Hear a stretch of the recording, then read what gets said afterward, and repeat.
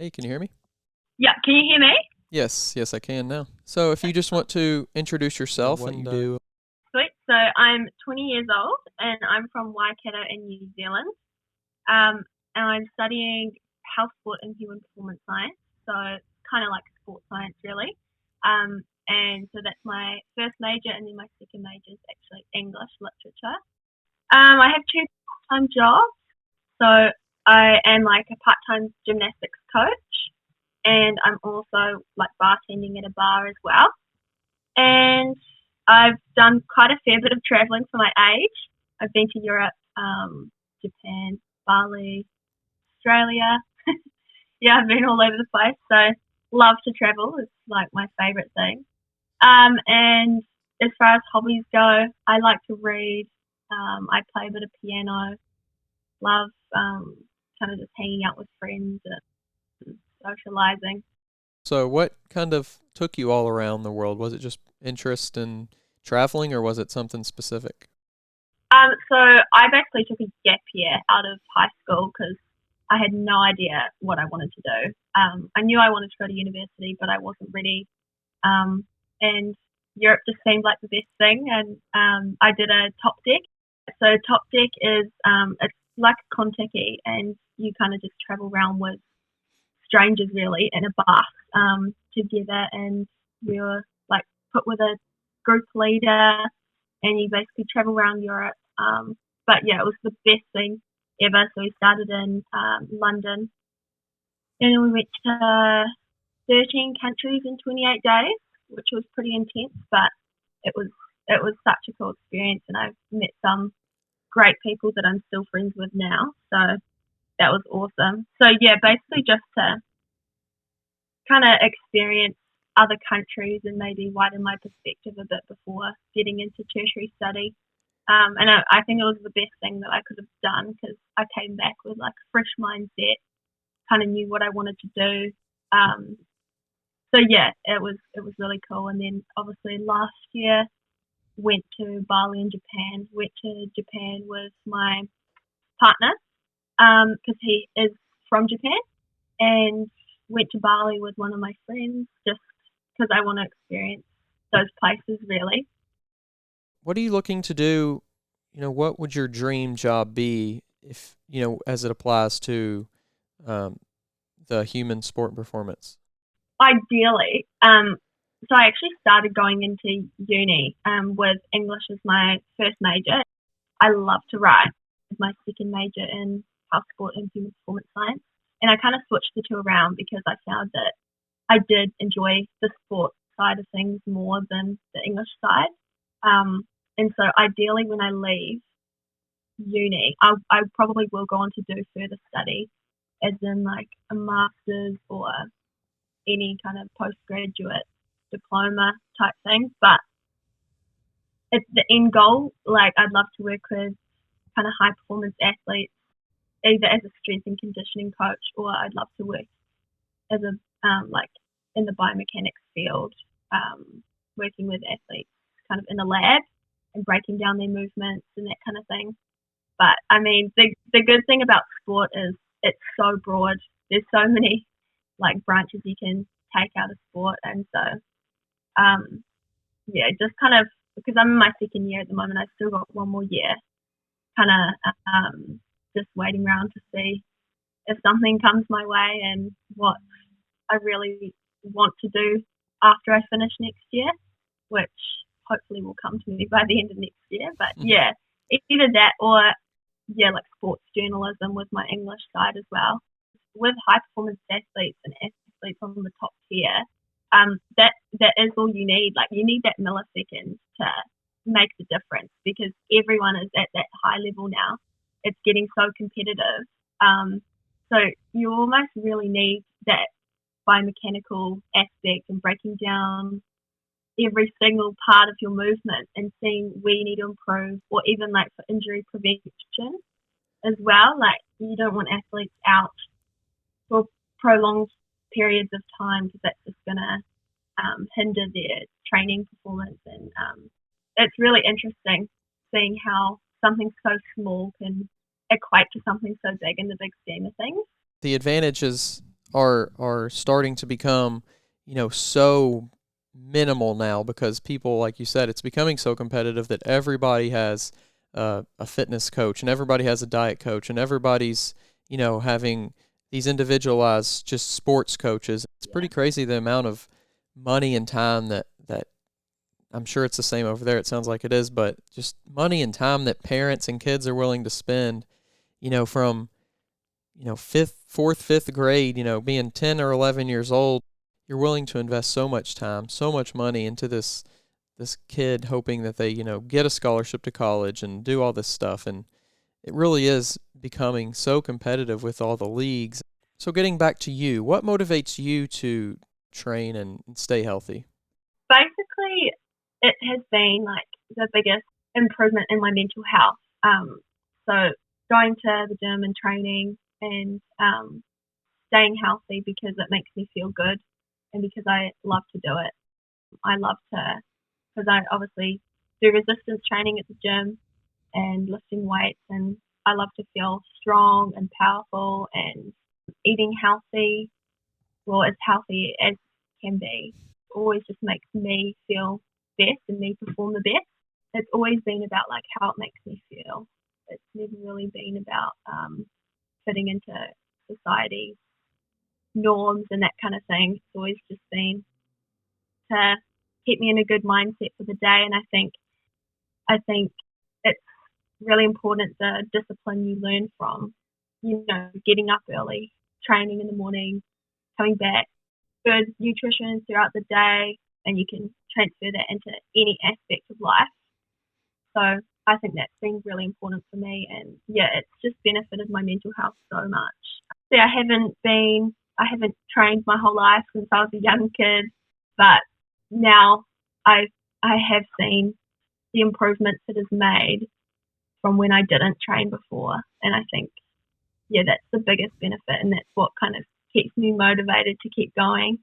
So I went through a phase of like I loved to run, and obviously I love sports. I played a bit of netball competitively and socially as well. But I went through a phase of like loving to run, and that was kind of all I did. So I've had 2 surgeries to repair my medial meniscus cartilage, and so the running was obviously very high impact on that knee. And although I was feeling really good doing it, I knew that it wasn't the best thing, and it did hurt my knee a little bit now and then. So I thought it's best to do, I kind of went through this weird phase of doing a bit of running and then a bit of resistance training. And then I kind of just stopped the running because I wanted to put all my focus on my resistance training and, getting stronger. So the running has kind of taken a step back for me at the moment, but I still do love to run. It's just that high impact for me. And so, I probably do prefer at the moment resistance training, but I love the feeling of completing like a big run. It's the best feeling. But during a session, definitely resistance training, and maybe after a session, I'd probably say cardio. If you're lifting weights, what's your favorite day? What's your favorite kind of routine to do? Definitely a lower body glute session. I love a lower body glute. I love training all areas, but I would say my favorite would definitely be like a heavy glute session, just because you can kind of load up the barbell and do some heavy hip thrusts, and it just feels good. You talked about hip thrust, but do you have another maybe exercise you really like doing that's maybe not like a weighted exercise, that's something that's like band or body weight or something? Yeah, so apart from like the major compound movements with the barbell, I love Bulgarian split squats. They are my favorite. They are painful, but they're so good. I love like leg extensions as well.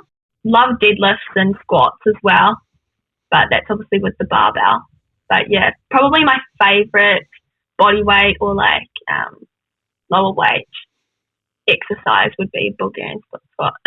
So how long have you been using your social media account for like a fitness kind of motivation or journey kind of thing? I started in the beginning, like the very beginning of 2020.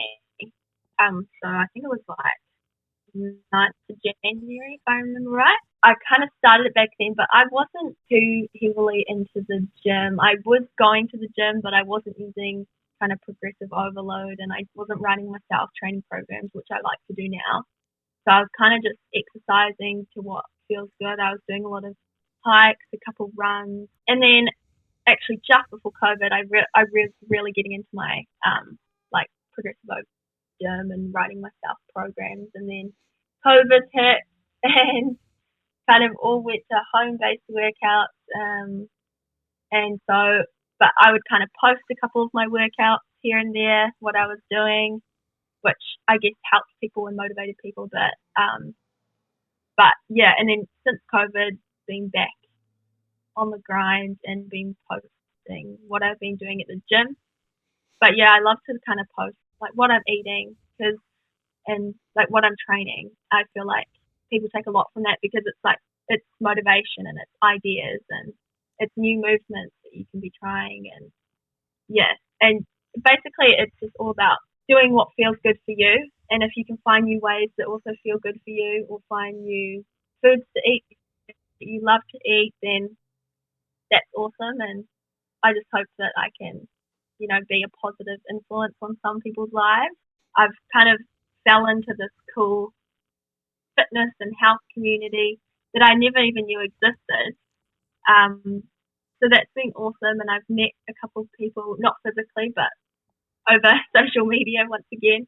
And yeah, I feel like I have like some online Instagram friends now, which is awesome. And yeah, I love it. Would you say that social media has kind of kept you accountable or, kept you on track as far as your fitness and health go? I would definitely say yes, but there has been times like I haven't posted and I haven't felt like going to the gym, and there's been those low times where you don't want to train, and you actually don't want to eat healthy all the time, and you just want to, especially with like the stress of uni and everything, there are times where you like feel like you just fluctuate, and that's completely fine. And at the end of the day, like I don't have to post everything on my social media, but it has definitely kept me accountable in regards to training. And it's just like scrolling on my Instagram, I'll see some cool food ideas and I'll possibly make that for dinner. So it's like kind of keeps me accountable in terms of that, with giving me ideas on what to do and giving me some motivation to actually get to the gym if I'm seeing someone else there. So that's definitely kept me accountable in that realm. But yeah, definitely, it always fluctuates, motivation comes and goes, but I feel like discipline's like a different thing. You just have to really discipline yourself to, get to the gym, get up every day, train each day really. Most days I don't feel like going in for a big, heavy session, but I do anyway, because afterwards, the feeling afterwards is, I feel like you can't get it from anything else throughout your day. It's awesome. You feel motivated. You feel ready for the day, ready to take on anything. And I think that's the difference, like you say, between people who succeed in fitness and people who don't. It's that discipline. It's that day in, day out. It's that like long-term consistency over short-term perfection. And yeah, I feel like if people kind of understood the benefits that they could get from fitness, it would be, I feel like everyone would be doing it because it is awesome. And that's the thing, it is everywhere now. Like there's so much content. You can search up anything on YouTube, anything on Google. It's there for you. There's programs available.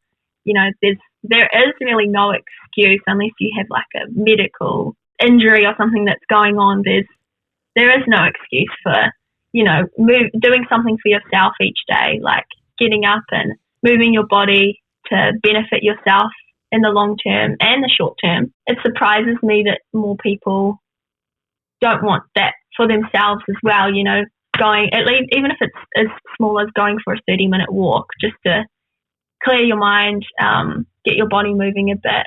It's really, the benefits definitely outweigh. I don't even think there's any negatives. Nowadays, I think the tides are changing slightly, but traditionally, like, I feel personal trainers, they tell a person to do a certain movement, whether that's like a barbell squat, for example. But they won't tell you why you're doing it, like what muscles.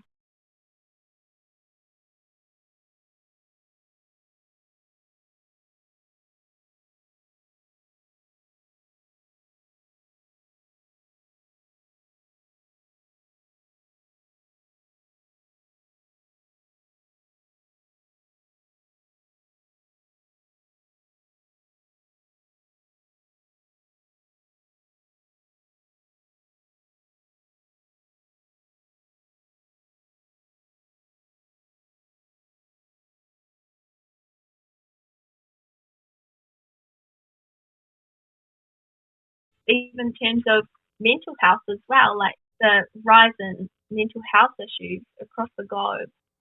I feel like it may not kind of work for everyone initially, but that